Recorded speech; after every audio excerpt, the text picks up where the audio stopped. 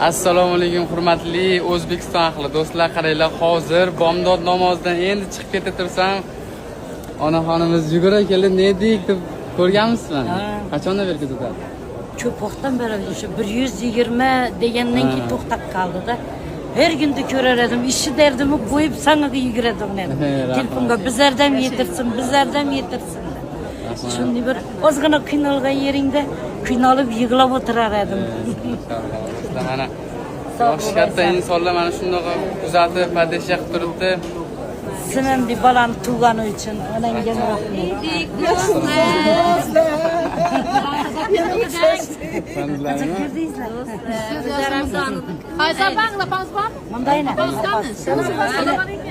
Do'stlar, shunaqa Saudiyada ham insonlar ko'p odamlar tanib qolyapti.